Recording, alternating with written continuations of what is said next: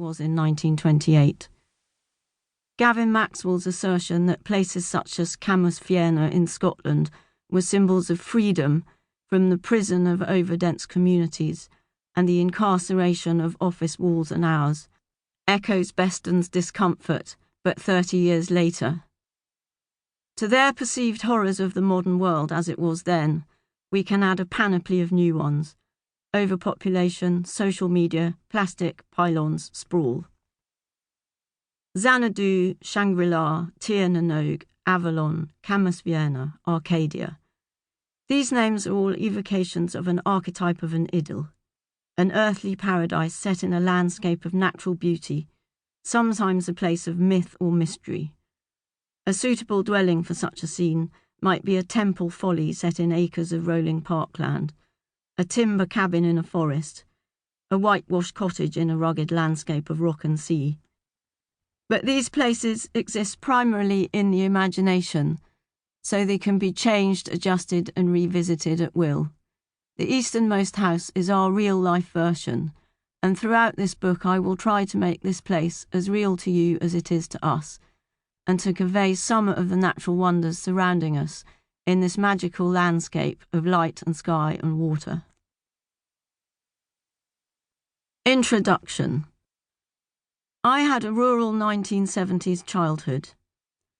Much of it was spent in what would now be seen as significant physical danger, often in literal and social isolation, sometimes with only animals for company, but all of which was normal for the time and place. My sister was older, earnest and bookish, and the noisier tribe of cousins and friends lived several miles or counties away.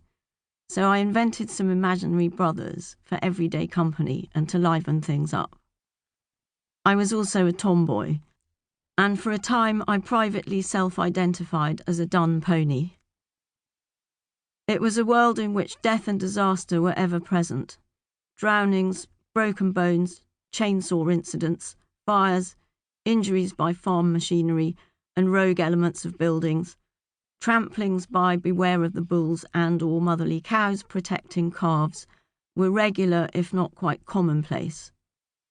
There were also countless separate dramas involving ponies, including one in which I was caught in a thunderstorm in a wide open landscape and had to decide how not to be struck by lightning. With hindsight, I should have led the pony into an isolated church on our route, which would have had a lightning conductor on its tower and offered a little flint fortress of physical protection. But as I was only 11, and operating in a slightly more God-fearing era than now, the leading the pony into the church option passed me by. In the event, I took a direct line across the country in the manner of a 19th century hunting print and just galloped home. I invented methods for combating my everyday dangers and demons.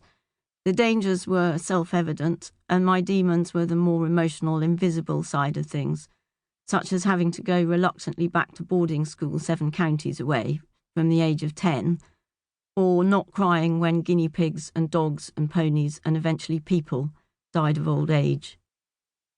Having settled into an inescapably odd boarding school routine of Latin tests and fencing practice during term time, as in sword fighting, not creosote, punctuated by the rural rhythms of being barked at by tweedy retired colonels in various horse-related contexts in the holidays, by the time I reached my 11th birthday I would have been perfectly equipped for a life in the household cavalry.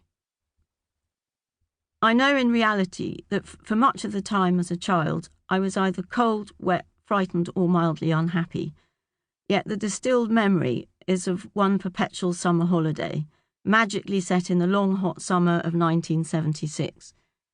This trick of human memory is one of nature's small miracles, a talismanic nugget to hold on to for life. I got away quite lightly in terms of horse-related injury, but in one teenage incident I suffered a head injury which I believe may have changed my brain and the way I think. I became more extreme and lateral thinking and drawn to a new world of Rothko and Miro and brutalism and deconstructivism, and curious about anything else that seemed unfamiliar.